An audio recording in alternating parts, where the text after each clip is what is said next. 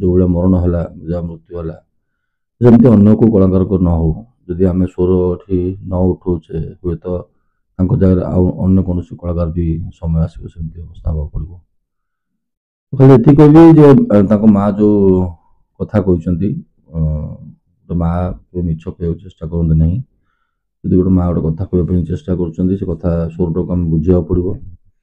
ଆଉ ତାଙ୍କ ମାଆକୁ ବି ନ୍ୟାୟ ଦେବାକୁ ପଡ଼ିବ ଯେହେତୁ ଅସଭ୍ୟ ଭାଷା ଶୁଣୁଛନ୍ତି, କାରଣ ତାଙ୍କ ମାଆ ଯେ ଆମମାନଙ୍କ ମାଆ ସେ।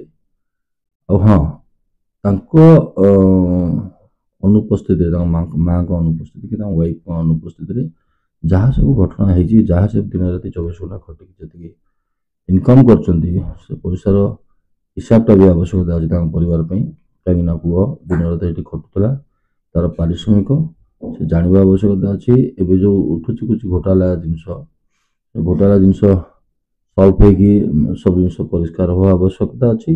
ଆଉ ସବୁ ଜିନିଷର ଗୋଟେ ତଦନ୍ତ ହେବା ଆବଶ୍ୟକତା ଅଛି।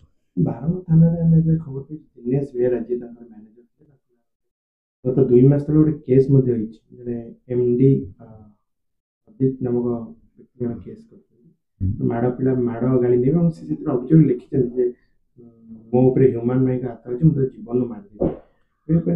ଦେଖନ୍ତୁ, ଏଫଆଇଆର ଲେଖିବା ପାଇଁ ସମ୍ପୂର୍ଣ୍ଣ ସ୍ୱାଧୀନତା ସମସ୍ତଙ୍କୁ ଥାଏ। କିଏ କେଉଁ ଢଙ୍ଗରେ ଲେଖେ ସେ ପ୍ରଥମେ ବୁଝିବାକୁ ପଡ଼ିବ ସେ ଏଫଆଇଆରଟା କାହିଁକି ହେଇଛି, ଆଉ ସେ କାହିଁକି ଜଣେ ହାତ ଉଠେଇଲା। ବିନା କାରଣରେ କେହି ତ କାହାକୁ ହାତ ଉଠେଇବନି କି ଝଗଡ଼ା କରିବନି, ଆଉ କି ସାଧାରଣ ଲୋକ ତ କେହି କାହାକୁ ହାତ ଉଠେଇ ପାରିବନି। ନିଶ୍ଚିତ ତା ଭିତରେ କିଛି ରହସ୍ୟ ଅଛି, ସେ ରହସ୍ୟ ଖୋଜିବା ଦାୟିତ୍ୱ ଆପଣମାନଙ୍କର।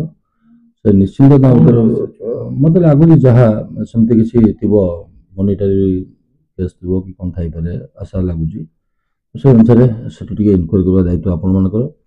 ଆପଣ ଇନକ୍ୱାରି କରନ୍ତୁ କି କେମିତି କାହିଁକି ଜଣେ ସେ ଦିନେଶ ତ ସମୟ ଥିଲା ସେଇ ହ୍ୟୁମାନ୍ ପାଇଁ ବାହାରିକି ପ୍ରମୋଦ ପରିଡ଼ାକୁ ହାତ ଉଠେଇକି ସେ ବି ଜେଲ୍ ଯାଇଥିଲେ। ତ ଯଦି ତା ସପୋର୍ଟର ସେ ଏତେ ଥିଲେ, ତ ଅନ୍ୟ ଜଣକୁ କାହିଁକି ହାତ ଉଠେଇଲେ? ତାର ପୂର୍ବ ବନ୍ଧୁ, ମାନେ ହ୍ୟୁମାନର ପୂର୍ବ ବନ୍ଧୁ ସେ ଥିଲେ। ତାଙ୍କ ପ୍ରୋଗ୍ରାମ ସେ ଯେଉଁ ଯାହା ନାଁ କହୁଛନ୍ତି ଏମଡି, ତାଙ୍କ ପ୍ରୋଗ୍ରାମ କରୁଥିଲେ। କାହିଁକି ତାଙ୍କ ଭିତରେ ଦ୍ୱନ୍ଦ୍ୱ ହେଲା, କାହିଁକି ସେ ତାଙ୍କୁ ଆକ୍ସନ୍ ନେଲେ କିମ୍ବା କାହିଁକି ତାଙ୍କ ନାଁରେ ଏଫଆଇଆର କଲେ, ସେଇଟା ହେଉଛି ଆପଣ ଦାୟିତ୍ୱ। ଆପଣ ଖୋଜି ବାହାର କରନ୍ତୁ।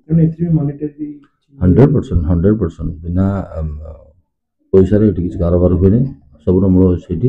ଆଉ ନିଶ୍ଚିନ୍ତ ତା ଭିତରେ ସେଇଠି କିଛି ରହସ୍ୟ ଥିବ। ସେ ଏଫଆଇଆର ଯଦି ଫଲୋ କରିକି ଇନକ୍ୱାରି କରାଯିବ, ସେଠି ମଧ୍ୟ କିଛି ରହସ୍ୟ ମିଳିବ।